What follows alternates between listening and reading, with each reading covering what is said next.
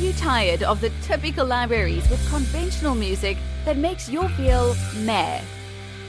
Introducing Leerecs.com, the music website made for and by minds like you. Our team are lifelong musicians and producers in love with music. Search the Leerecs music catalogs and find music with guaranteed originality. Mark the difference with music of signature at Leerecs.com.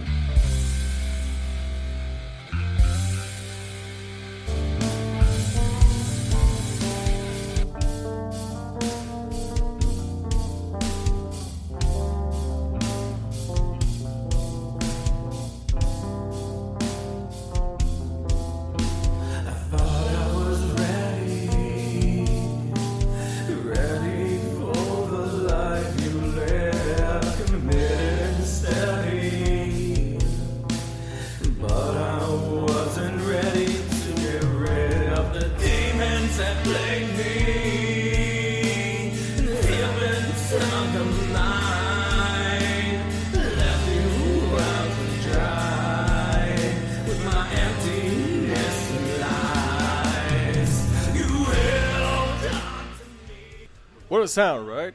This is reminds me very good bands I heard used to follow and admire, and this is Destroying Daydreams. That's the song by a band from Connecticut named Inhu, and we have the privilege to speak with their singer, main composer, Brandon. Hi, Brandon. How's it going? Not too bad. Yourself? Wonderful. Good. Thank you. So, Brandon, thank you so much for making a little bit of time to speak with us. We're listening to Destroying Daydreams. Very brilliant song, and the sound is really excellent. So, I'd like you to take the floor and introduce yourself and your music. Please go ahead. Yeah, so my name's Brandon Jones. I'm the lead vocalist. I play guitar, bass. Sometimes I delve into drums and stuff, but I do the primary songwriting for this project. I do have a drummer by the name of AJ Ferreira, who currently isn't with me today to do this interview, but he does mostly the drums, but he as well can do some songwriting, guitar work and stuff, which has been done on some other tracks of ours. We've been doing this together not even long, probably 2-3 years, I want to say now.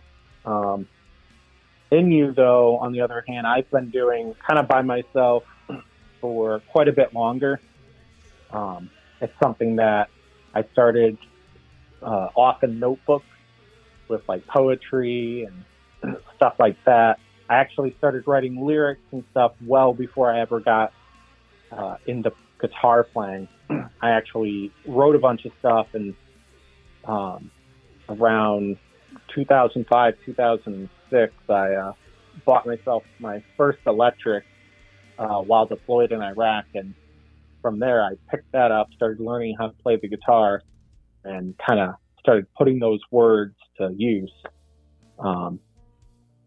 So then Inhu's kind of been crafted from that point on, I guess. That's an incredible story. That's amazing. That's incredible. You, I'm sure, have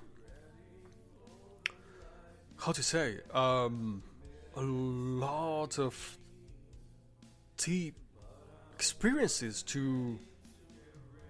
for your music, right? Do you want to dive into that? Yeah, when it comes to songwriting, so this particular single that we're discussing today, Destroying Daydreams, is kind of an interesting track. So far, up to this point, with all of the releases that Inhu has done, I just started releasing a lot of the electric tracks this year. Last year, I actually released an entire acoustic album.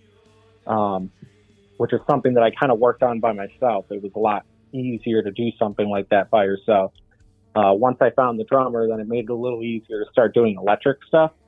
But this track in particular was actually written for another project back in, I think, 2017, 2018. It was a project that was helmed by myself on acoustic guitar, and then I had a vocalist named Angela who was doing the singing duties on that, and then she would also play a little bit of piano. We originally had 3 tracks that we were going to release, which were going to tell a story, and Destroying Daydreams was supposed to be track number 2.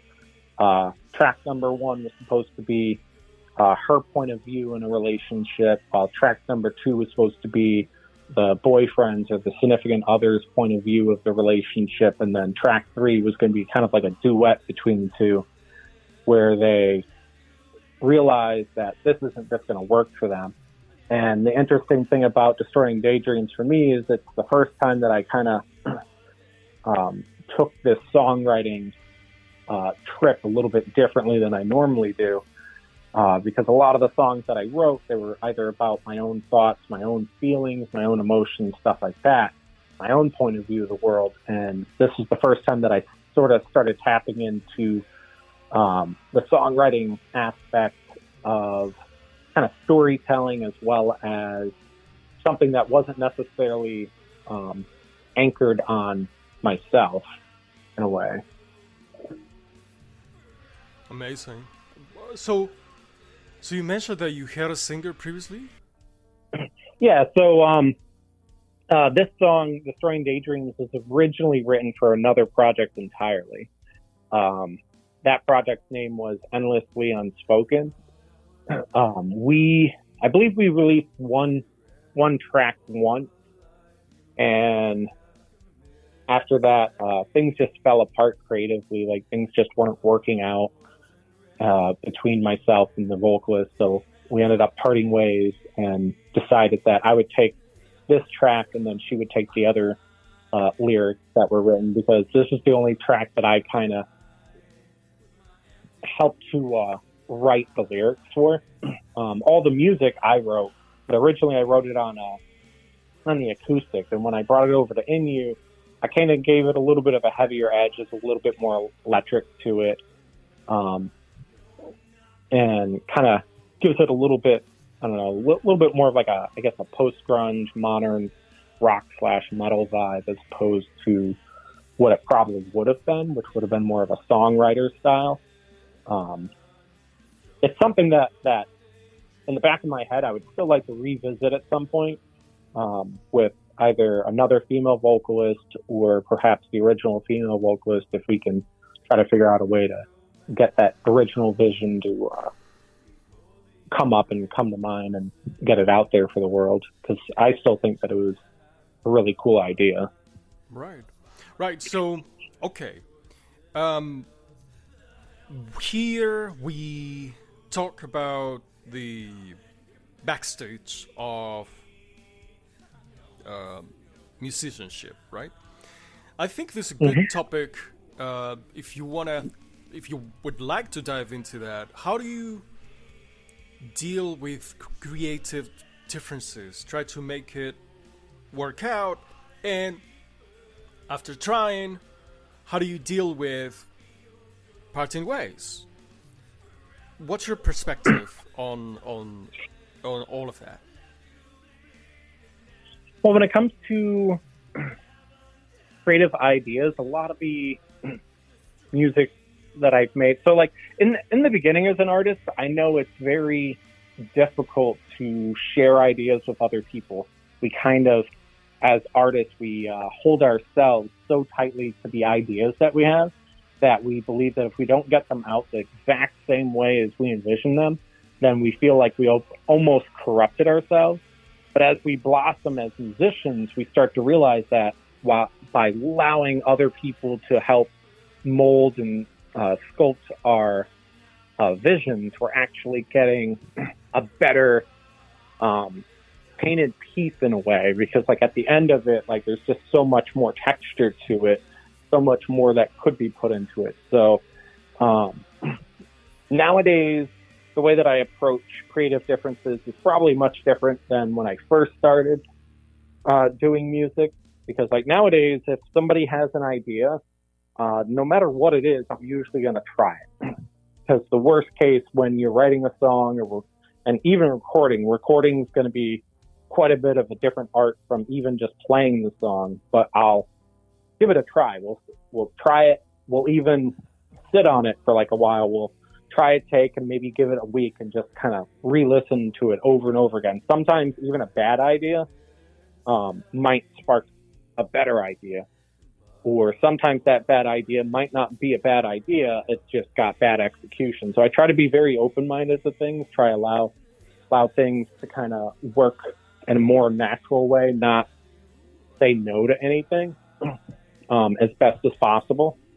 I can't really say that I was probably the same way back in a couple of years ago because, of course, I was a little bit younger and a little bit more naive and haven't fully written out a lot of stuff at that point. So it's a little harder to allow your ideas to be kind of changed, if you will, which is something that I still notice with other people. Other people will tend to kind of do that. They have an idea for something and they want it to fall out that same exact way that they envisioned it. But as I've gone on, I'm enjoying more so watching it get pushed around in different areas. I think this is an excellent answer. What we don't consider sometimes, it's the outside perspective. It's so enriching when you can get that, an outside perspective. So we should. I think we should try to work on being more open-minded because it happens. It even happens when you write something, you're working on it. Maybe record it and listen to it in a year. The way that you're going to hear that is going to be so different from the time where you were writing it. That's where we get when we get outside, correct? When we get outside perspectives.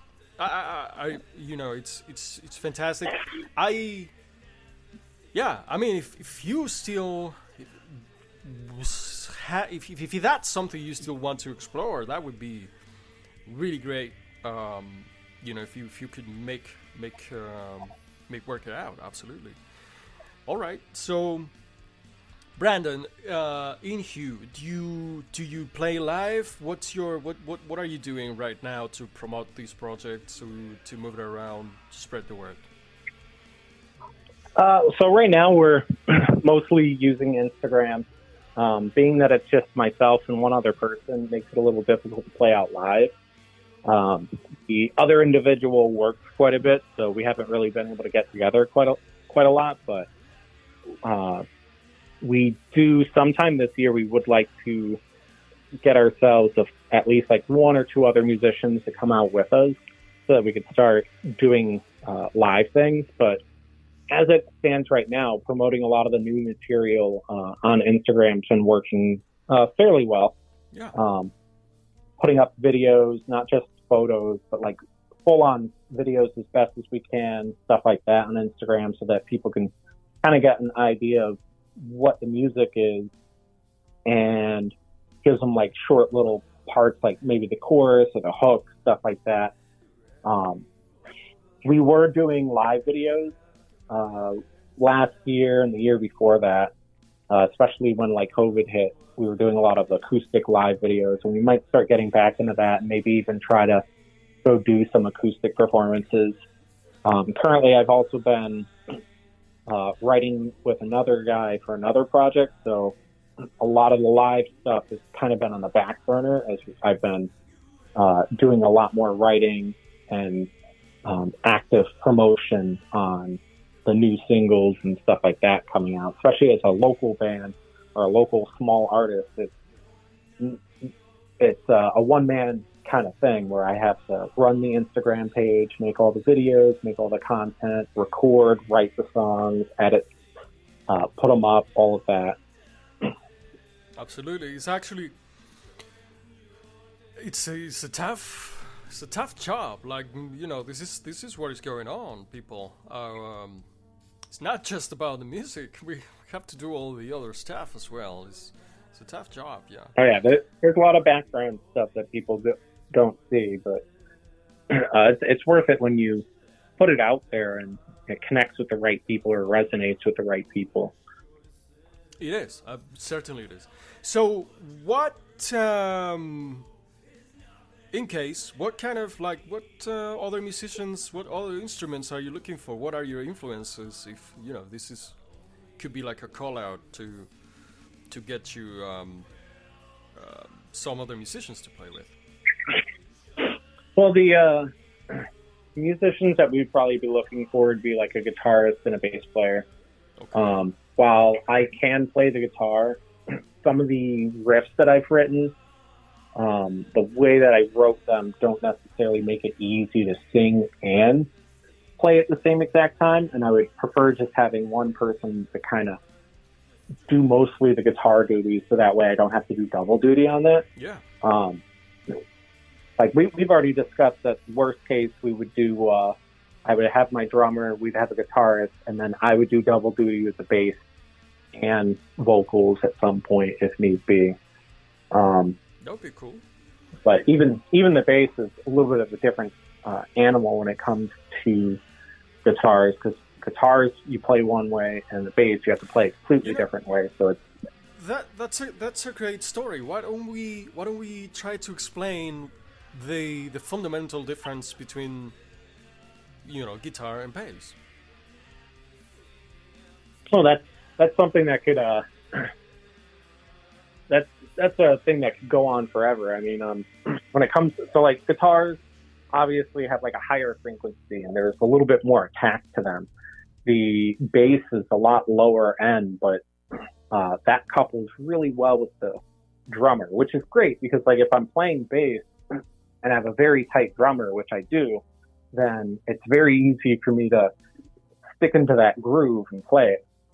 With the guitar is not necessarily trying to fit into the drums the same exact way. It tries to fall into different patterns sometimes, and that's something that a lot of us, even musicians, like sometimes fail to realize that there's differences between the frequencies and the way that they're supposed to come together and stuff like that.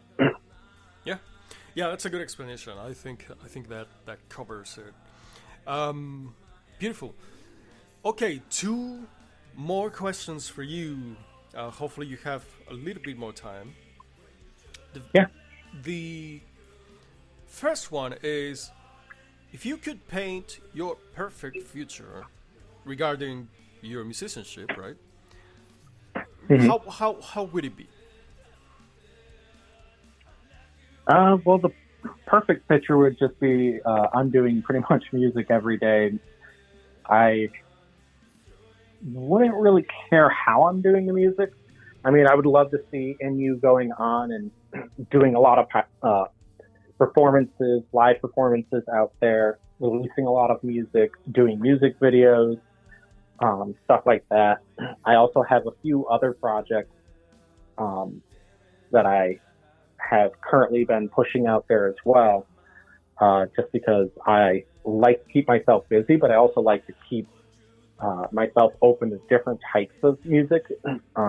Currently, I also have another project that's more like industrial, kind of metal, experimental, which is called Echoes of Her. Then I had another project called Stone Sloth, which was kind of like a punk heavy alternative. And then I have another project that I'm starting with somebody else. It's kind of like a post-grunge kind of thing, which I can't really say the name for just yet because he doesn't want that to be out there in the world yet. But that's something that I've been working on as well. And I would love to see all of them kind of blossom into bigger things with other musicians, just trying out different things, seeing what we can make. Awesome. That's beautiful perspective. Okay, and we always want to ask our guests, if you could give an advice to your younger self, what would that be? I mean, in simple words, it'd be just do it. The long-term or longer worded advice would just be not to be afraid of making mistakes. I think that's like something that all of us have trouble with sometimes. We're so terrified of making mistakes that sometimes we just don't do something because we want to make sure that the first time that we do it, it's going to be perfect, even though there's going to be tons of times that it's not going to be perfect. And often we're going to find that we're the only person who realized it wasn't perfect, and everybody else is just in shock and awe, like, oh, that was great. So I think that would be the word of advice to my younger self, and as well as any other newer musicians out there. Don't be afraid to make mistakes. Sometimes those mistakes turn out not being mistakes, and they end up actually turning into really cool things, really cool ideas, stuff like that. Yeah, I can but just agree with you. Yeah, absolutely. Awesome advice. All right, so this was Brandon from Inhu. His most latest project. And let's enjoy. Just, thank you again, Brandon. This was really good. I appreciate, we're very, very appreciative of your time and your kind words. And we wish you all the best. Thank you for having me. Certainly. Thanks for having me and listening to the new single. I'm really happy that it's out now. I'm even happier that people are loving it.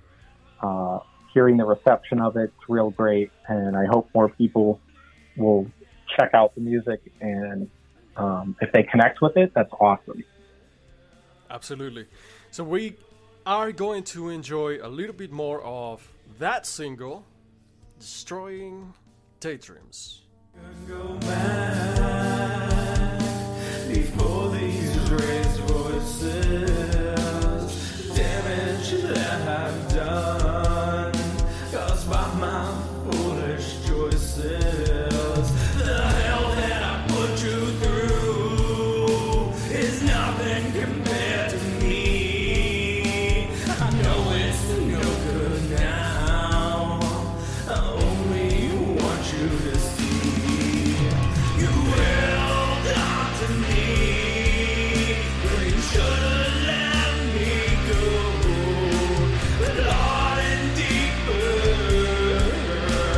knowing I'll be your ghost. Forever haunted, daunted, I left you bleeding at the seams. I never intended to. Are you tired of the typical libraries with conventional music that makes you feel meh? Introducing Leerecs.com, the music website made for and by minds like you. Our team are lifelong musicians and producers in love with music. Search the Leerecs music catalogs and find music with guaranteed originality. Mark the difference with music of signature at Leerecs.com.